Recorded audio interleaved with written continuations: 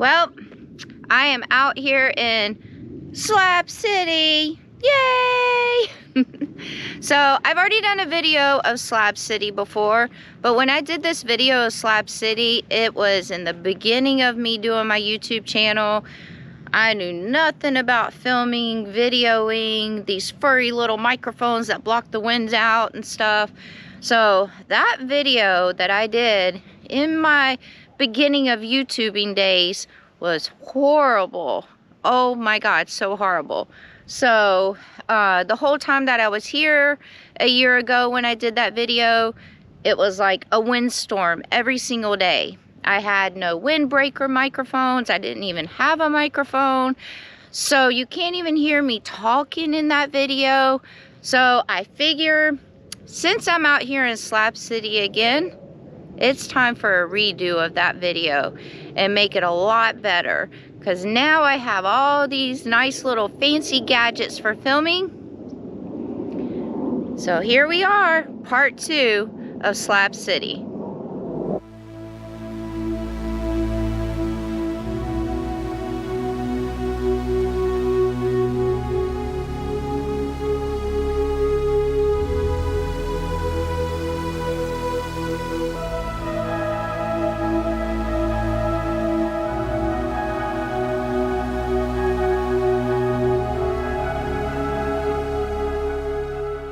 So as many times as I've been out here to good old Slab City, I've always come to this place every time I've come out here, but I've never filmed it. I don't know why I've never filmed it, but I've never filmed it. So we are at the library. Yes, it's called the library. And wait till you see the inside and you'll know why it's called the library. But it's a pretty cool place. It's actually in Slab City. It's one of the well-known places out here. But yeah, let's go check out the library.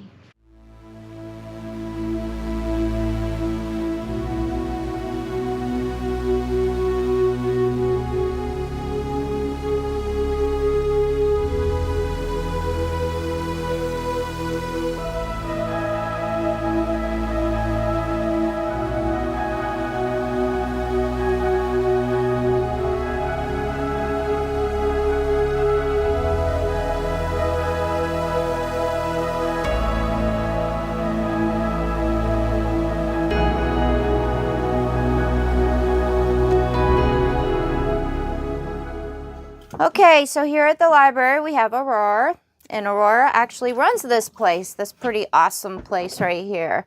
How long has the library been around? Through different iterations and people since 98. 1998? Mm-hmm. Wow. Yeah. And do you guys like actually, hence the name library, do you guys actually like, you know, rent out the books and stuff like that, or? Yeah, so there's no library cards, no due dates. If anybody sees anything they like, they can just check it out. They don't even need to return it if they can't or don't want to. We do operate solely on donation, but it's not required. And stuff, yeah. So. Do you take donations in also of like books? Yeah, that's how we get pretty much all of our books. Yeah, solely either like monetary or book donations, and then we also do VHS and DVDs. Oh, VHS. Games. Yeah, VHS. DVDs and zines, National Geographic, and clothes and stuff as well. Oh, wow. Clothes too? Yeah. Huh. Dog food, cat food.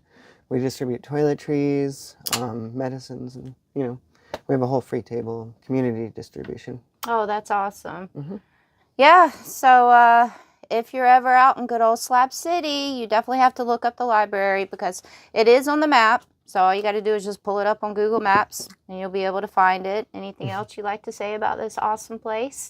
If you get the Google directions, it'll probably take you to the back. Oh. But in the back is our handicap entrance. So if you are disabled in any way, use the back. Mm-hmm. But otherwise, come around. Google's wrong. Yeah. And then I'm also going to show you guys, because like she just said, they do work. They keep this place open and going and everything for donations. So they have a Cash App and PayPal and Venmo. So yeah, you'll see that in the next little clip right there. So thank you, Aurora. Nice to meet you. Mm-hmm.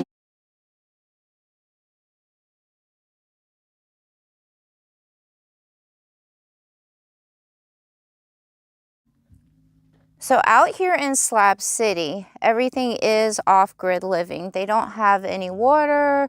They don't have septic, sewage, trash, electricity. They don't have any of it. So the people out here, they have to pretty much do their own things to survive out here. So I know that's a big question from a lot of people, is how do they do it? Obviously, a lot of people do the off-grid lifestyle, and everything out here is off-grid living. So my friend Cause, who is at the Fallout Shelter Eco Village, I'm actually going to give you guys a tour of his place because he's been out here for a very long time. So he has pretty much everything set up for all his off-grid living. We're going to show you how he uses the water, how he has goes to the bathroom, takes shower, cooks. He even has a projector with a big, huge movie screen. So it's pretty cool. So this is going to answer your questions about how everyone is able to live out here. So let's go get a tour with Community Cause. So we're going to start with the kitchen. Do you want to explain your whole setup with the kitchen? Well, the first thing about the kitchen that I'd like to explain, especially living out here in the desert, is we have two things that you're never going to get rid of, and that is ants and mice, and both of those things suck. So rather than having my food inside where I live, I have a complete trailer devoted to my kitchen. As well as I mainly do outdoor cooking these days, but I do mainly, that's like a pantry these days, I guess. For the water source, I have water that's brought into me. They fill it up. I built this tower so that I could have a sink on one side, and because I'm on a hill, I dug out, and on the other side, you're able to take showers. This has actually been rebuilt, so I currently don't have the shower head up inside of there because I'm doing a couple of changes before that happens. So, but that's pretty much how I take care of my dishes. Cooling down during the summertime, go underneath the shower, turn the shower head on, get all wet, and then once you're wet, the evaporative cooling starts as soon as you shut that water coming off. It's coming out hot as soon as you shut it off.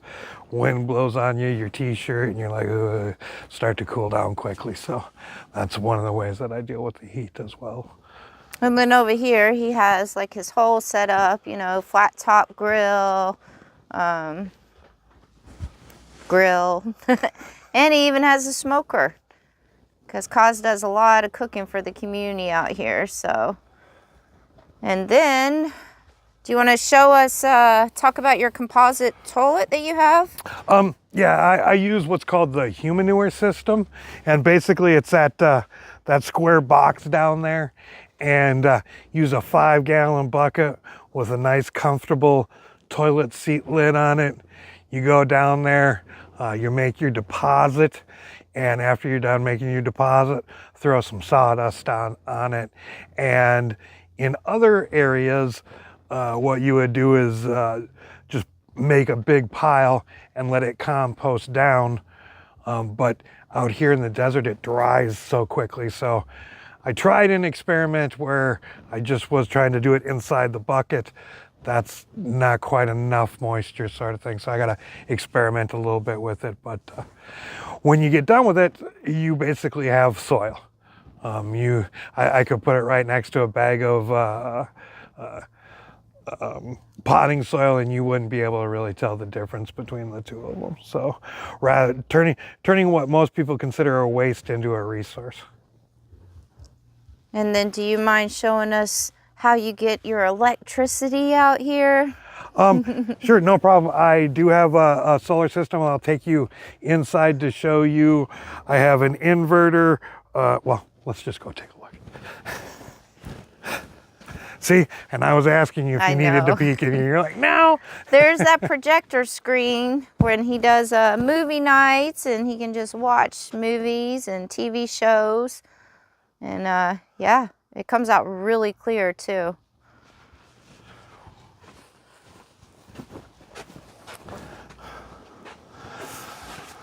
So on the inside, protected from rain, I have, this is my charge controller, which brings the power from the solar panels in and puts it down into the batteries, where when they're in good shape, they hold the energy for me to use throughout the day and whatnot.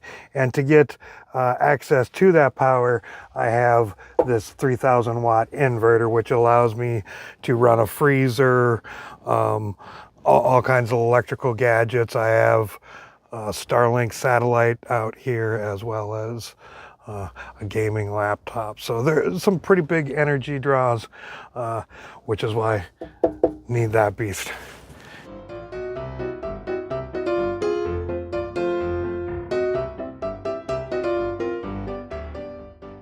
I have 6 100-watt solar panels. I started with one and slowly just started to add to it until now I have 6, and they definitely could use a dusting off, because that's when they're dirty like that, they don't get nearly as enough power as they can when they're fully clean. Well, thank you very much for showing us your property and how it's done. Anything else you'd like to add on how you guys survive out here? Oh, I don't think so. The summer is harsh. Yes, it definitely is. The summer is harsh. It's not for everybody. If you do end up watching my channel, I make it look easy. It's not.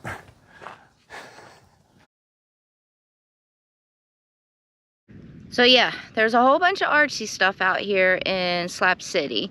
And this little place right here, it's a whole bunch of shoes right here on trees and everything, and it's called Tree of Souls. Hence the word souls, shoes. But yeah, so a lot of people just come and throw their shoes right here, and kind of just looks like a little art little thing too that's going on right here. But also, if anybody needs any shoes, they can just come here and see if there's some shoes in their size, and they'll have some shoes. So it's pretty cool.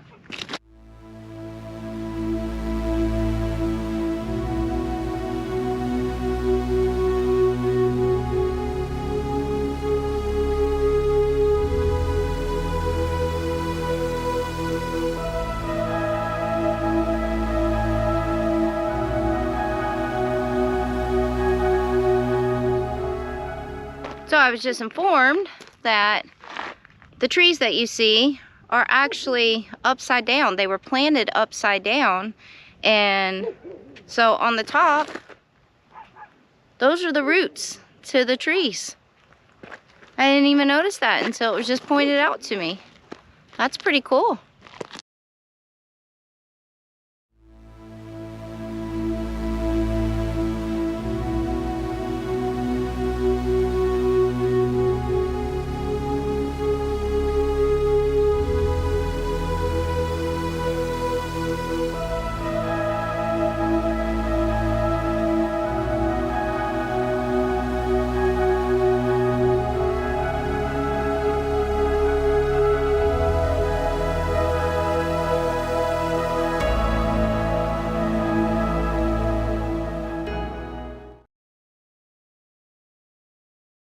Okay, so if you've seen anything about good old Slab City, then you've heard about this place right here, East Jesus.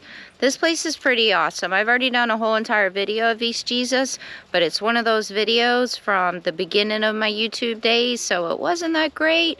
So I'm here again at good old East Jesus. So this place is pretty awesome. What it is, it's a bunch of art out here, and all the art is like just basically donated junk. So they've just done all these art structures and artwork and everything with junk, which is pretty cool. So here we are, East Jesus.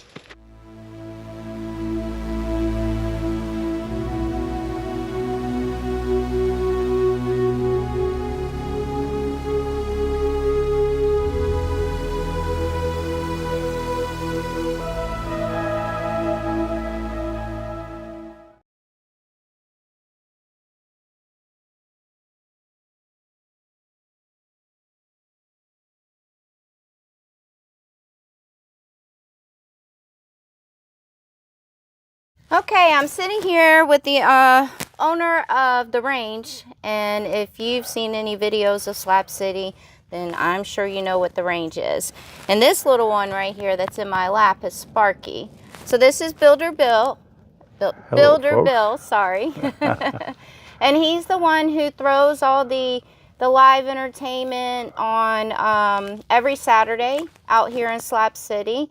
And it's just basically people come out here and play some musical instruments, sing, dance, get together, and every Saturday night. So I'm actually going to let him explain what goes on here at the range. And if you want to tell us how this came about and everything, that would be awesome. Well, let me tell some of the story. Go for it. Well, you see, I lived in San Diego, and I had been working in construction mostly, and I started reaching an age in like middle 40s where little gray starts appearing, and the construction bosses think twice about you, you know, if you're going to be worth it, Oh, you know, and it gets a little harder. that's real quick, sorry. It gets a little harder and harder to find a job, and pretty soon you're living in a van on the street. And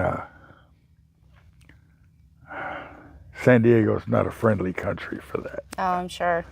And I lived like that for maybe 12 years or something. I mean, sometimes working, sometimes not, as I was able to hook up, you know. Other times I was just working, hustling dumpsters, and I made my way on my own, you know. I wasn't on welfare or anything. But after a while, the authorities get on your case, you know. You come up unable to pay your vehicle liabilities for one reason or another, and they arrest you for that, and it gets bigger, you know, and bigger, and until, well, I had to get out of town, you know, otherwise I was going to end up in jail. And that's just one of thousands of tales. But it illustrates that Slab City, in a very real way, is a refugee camp. Not like we're refugees from government persecution, but refugees from not being welcome in our hometowns, you know. I mean, even we have a whole new younger demographic has moved in the past few years, and they think they've just came to the best party. But if you were to search deeply into each one of those, each one of them is some way a refugee that sent them here, you know. Yeah. And then on Slab City has been here for 70 years, something. Wow, I didn't even know that. Wow. And when I came, it was all full of mom and pop. The kids had gone off to their careers, so mom and pop sold the house and bought a big motorhome, and there was a whole bunch of folks like that were coming here and congregating every season, you know. And then, well, my world sent me here into that, and I tried a few things. I tried being builder build. I'll fix your motorhome or whatever, you know. Oh, that's where the Builder Bill came Only in. thing was, you see, the people who needed me needed their whole trailer rebuilt for $25. And the people that had those nice motorhomes, well, they don't need anybody to do that shit, you know. Yeah. So that was a bad business plan. So I was the dump guy. I was the water delivery guy. I was the dig your shithole guy. Whatever I could do to make my way, you know. And again, I was making my way. I was living, in those days, you could live out here for like $5 a day. Oh, wow. Just enough to get food and fuel, right? For the day. And tomorrow you try again. The good old days. And And there was enough of those snowbird folks that you could, you know, catch that kind of job here and there. And then somehow I came to this. I can't remember if I had already had the idea of this. You know, there were a few people who played music, and they would go and they would make their way by going to a party, and they'd at least get beer for the night at the party, right? As long as they kept playing songs and stuff, you know. But there was no place for it. And so somewhere I got the idea to do a place for it. And I started doing it. And you know, my song that I start the show with kind of tells the story how I started doing this, and I put up those poles out there and dragging in the buses, and people looked at me like, what the hell is he doing? In fact, the woman who had not yet come into the picture had sat over with a friend who used to live over there across the street, and she looked and said, who the hell's going to make a country bar out here? You know? So she thought I was crazy before we ever met, right? But then when I started doing it, the first night there was 100 people here. Oh, wow. The first night? Wow. The opening night, New Year's Eve. Wow. 2002. And oh, there were adventures too. Somebody got stuck with a cattle prod. Somebody was waving a gun around. Oh, goodness. Threatened somebody. All in that first night. Whoa, man, what a night. But it proved the idea all in that one moment. Oh, I'm sure, yeah. You know, that all that many people showed up. And of course, so in those days, the stage hadn't been built, so we just had, you know what a poor boy is? It's a lawnmower motor. Actually. Poor boy is a lawnmower motor with the alternator on it, right? Okay. Well, we had one in the front to work the lights and one in the back to work the music. You know? Oh, wow. And the music we had like, you know, a hot dog stand, come get your Red Hots at the swap meet, you know, the little box amplifier. We have one of those sitting on a stereo speaker. Two of them, right? One with a guitar and one with a microphone. That's funny. It's on the bare cement out here. And 100 people showed up. Wow. Wow. It was all home built stuff, you know. And piece by piece it's come, you know. The stage, if you look at the stage, you see the wood curling up there. It's because it was all built out of found lumber. Oh, nice. And then this was just a big slab, right? This, when it was a military base before, was one of the mess halls. Oh, okay, wow. Yeah. That makes sense why it's such a big slab. Yeah. There are 4 of them just like it. Okay. And that was 20 years ago. Wow. And I've stuck with doing this because not only did I get the girl, but I got a place in the world where I am somebody. Oh. The work I do makes a difference in people's lives. That never happened to me before. Oh, that's awesome. So that's why I've stuck with this for 20 years. Yeah. Wow. And that's why I'm living the best life ever now, of all my lives. Wow. And I've lived a few, you know. Yeah. I know that. And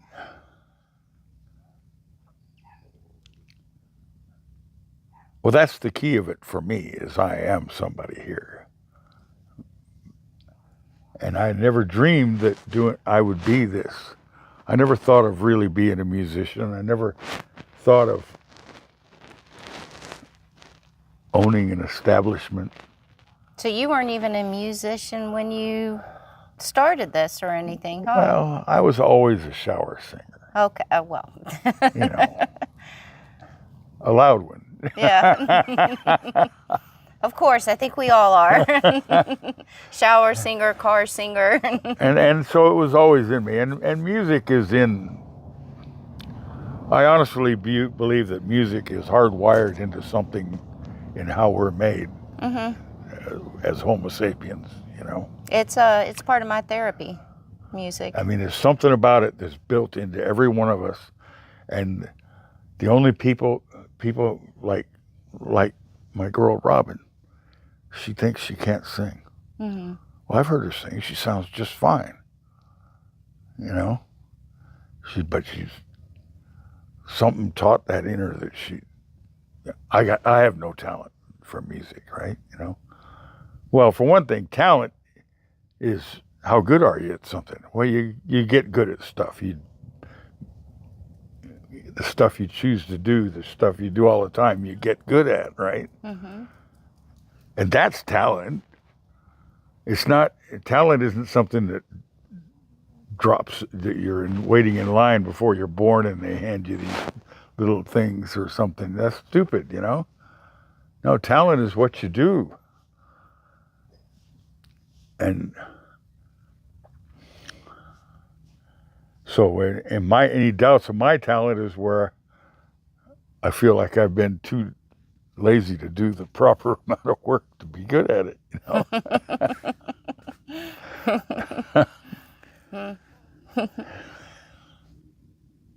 But for me, that's the main thing. I've made something happen. I don't know where. I never had this kind of initiative. Well, I guess maybe I did. I had a number of attempts at small manufacturing businesses. Yeah. That all failed for being underfunded, me being too ignorant and naive and those kind of things, right? They all failed in that way. But I made some cool stuff. Yeah. But none of it struck the world. None of it made a difference in the shape of... And so to turn to doing this is something outside of all of my lifetime of experience. Mm. You know, after that first night, people saw what I was doing, and they started to back me up. And somebody came along and bought new wood to build the deck on the stage, right? You know, and so even though all the walls underneath are built with found scrounged stuff, you know. And that's awesome. The community came together and just came and helped you. Once they saw once they saw the reality of it, that it could happen, you know. Mm-hmm. I mean, that was most of they thought I was crazy. Oh, that'll never work, you know. There's not enough life here to support it, is probably what they were thinking, you know. And to be honest, I had serious doubt. And I had serious doubt of whether the government would allow me to do it. Oh. Because nobody owns anything here. Yeah. But that's where Leonard Knight came in the picture. I used to, in the days when I was doing whatever odd job I could find, an occasional thing, and that would be to go work carrying buckets of mud or stuff, whatever for him, you know. And Leonard Knight is the guy that did Salvation Mountain, by the way. Yeah. And at that time, Salvation Mountain was already like 17 years old or something. Oh, goodness. Wow. You know? And so in connecting with him and doing that kind of work, and I started to see that, yes, the world doesn't like us, but they seem to let us get away with whatever we want out here, you know? And that was true of him. And so I said, well, okay, well, he's got away with it all those years. Maybe I can too. So then I started investing more in myself to it. Leonard got old, had to go to a home, and they started forming a nonprofit to take care of that. Right. And because Leonard and I had had maybe 20 experiences together over 10 years or something, you know. But he remembered me when they were doing that, forming that. So I ended up being part of Salvation Mountain, which is a nonprofit corporation. There's long stories to be told there too. Oh, I'm sure. But each of those things, it's like who else could do it, you know? Yeah. It needs me to do this. So then I started being a broader person in the community, you know?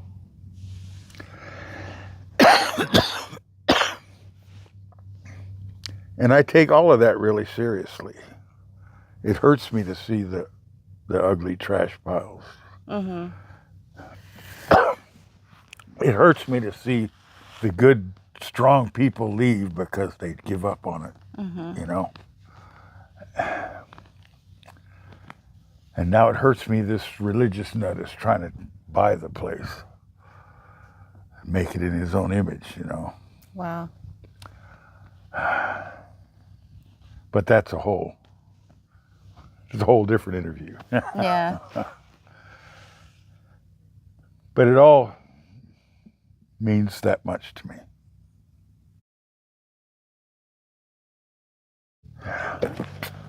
And it hurts me that I'm old and I'm not going to be able to see things through, probably.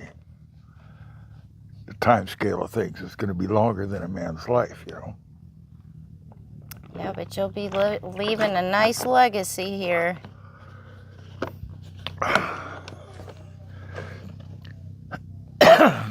For sure. See, there's a cultural thing here that maybe because of the refugee, maybe in spite of it, you know, that not just the music that's been cultivated here, but the artistic spirits and people who don't know anything about art but want to try it, you know, and you see it happening around here. Yes, there's lots of artistic stuff out here, all types of artistic stuff. It's one of the things I love out here. But it's all from the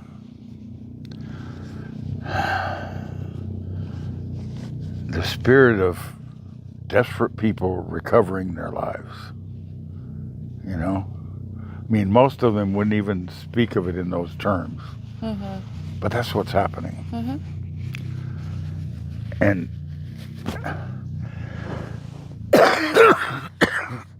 some don't win the battle. Some that I care for very much look like maybe they're not winning the battle.